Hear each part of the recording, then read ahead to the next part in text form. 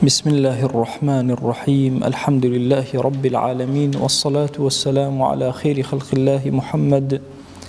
وعلى آله وأصحابه الكرام وتابعيهم بإحسان إلى يوم الدين. برزان وخشويستانم كتابي أذكار إمام النووي يكيك لكتاب زورنا يا بكان كلا خزمت يابون دو درسي بيشو باسي ذكركاني الرجوي بو كردين كاتيك مانغ يكشو بيني تشي ألي مانكوا تشوار دبو ببري بيني تشي ألي لكاتي الرجوع ذكر أكي كاتي كسيك رجري لكردي يعني وسي قسيكت بيبلي أشتي لو بابا ناس شون الله إني صائم فرموي كرجوان حتى وكو إيوارا كاتو هر دعاء بكا دعاء كان جراء به دواتر باسي إفطار لكاتي إفطارا تشي أو تري لكاتي إفطارا تشي أو تري شون أو تري باسي أو أكين لأمريا ك بيغمري خوا صلى الله عليه وآله وسلم للروايات كابن عمر بمان أجرته أفرمكاتك كوار رجوي أشكان أم دعاء أخ أم ذكر أخ أي فرمو ذهب الظمأ تونيتك الرشد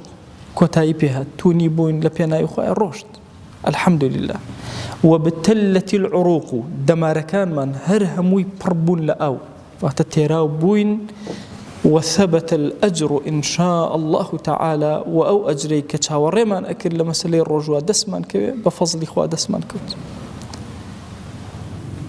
أم سنتي بيغمر صلى الله عليه وسلم بيش أوي إنسان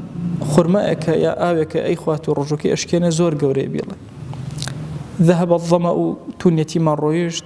وابتلت العروق خوا بفضل لقل أكردين وتأو من خوار دو همو بابلين دماركان من برأو بون وثبت الأجر إن شاء الله. أم كلمة ثبت الأجر زور قوري إنسان كبر رجوع أبي زور دلخوش أبي طبعا إنسان لإيواري الرجوعان زو قوري أفرمي لفرما يشتكى دو دلخوشي هي الليرة لإيواران زور دلخوش أبي الرجي قيامتي شاب حضوري خوش هذا بيتو أجرك أبينا زوزو خوش أبي وثبت الأجر إن شاء الله أجرك ثابت بو. لا رواياتي كتيرة أفرمي معاذ كوري زهرة وما نجرته أفرمي بيغمري خواه صلى الله عليه وسلم أما يفرموا اللهم لك صمت وعلى رزقك أفطرت خواهيان لبيناوي تويا برجوبهم لك صمت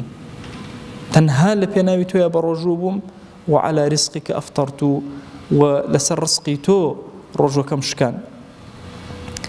أفرمي الحمد لله الذي أعانني فصمت ورزقني فأفطرت للروايات كثيرة هند جار إنسان بكري أما بلي الحمد لله الذي أعانني خواها وكاري كردم كبر رجوع ما قلنا لتواني خوا ما نبو ورزقني فأفطرت وأو رزقي دام هتاوكم من تواني من رجوع كم بشكنم أقلنا رزقنا بويا من شون رجوع كم بأشكال الروايات كثيرة اللهم لك صمنا خوا بوتو برجوع من تنها بوتو وعلى رزقك أفطرنا بجمع خواجان لسر رزقي توج الرجو ماشكان فتقبل منا إنك أنت السميع العليم دي خويا لمن قبولك هرتو بيسايتو هرتو زانايت. أفرمي الروايات كثير إن للصائم عند فطره لدعوة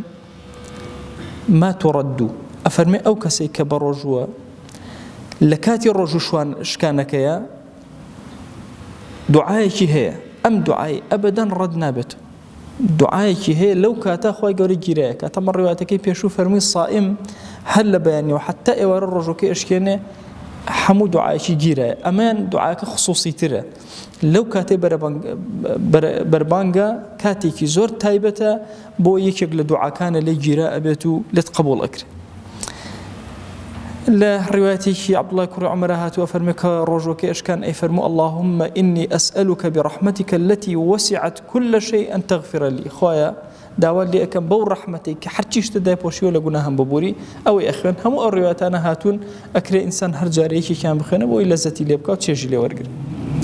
أقل لاي خلقك الرجو تشكان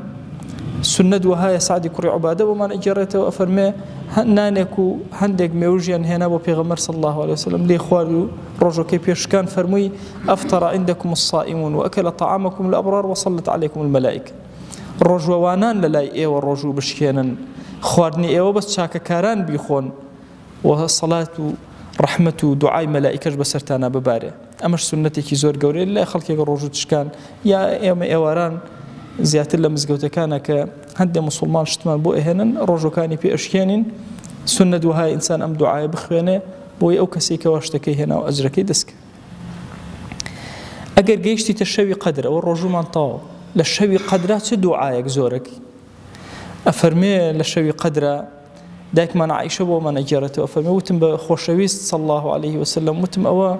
ئەگەر زانیم شەوی قەدر کامەیە چی زۆرتیا بڵێم یا لە شەوەکانی قەدرا چی زۆر زۆر بڵێم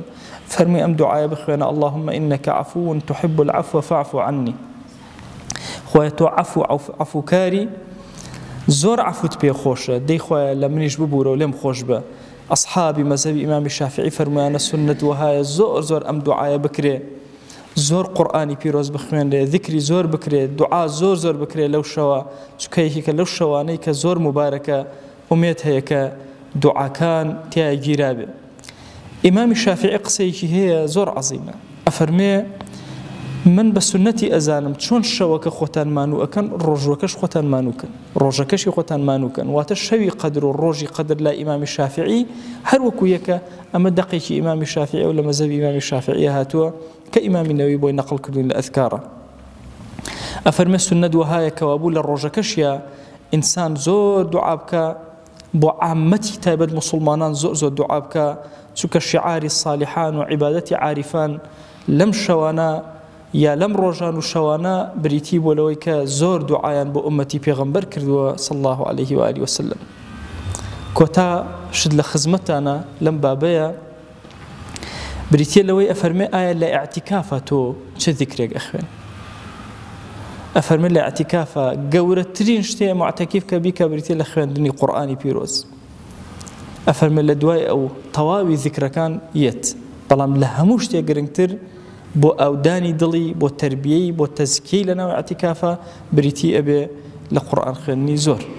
داوامە لە ذاتی پاکی پەروەردگار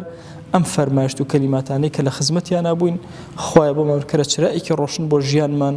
بیکەرە چرایەکی ڕۆشن بۆ ناو گۆڕمان بیکەرە چرای ڕۆشن بۆ ساحەی مەحشەر و ڕۆژی زیندووبوونەوەمان ئیلاهی داوات لێ ئەکەین بە حورمەتی ئەم کەلیمەتە جوانانەی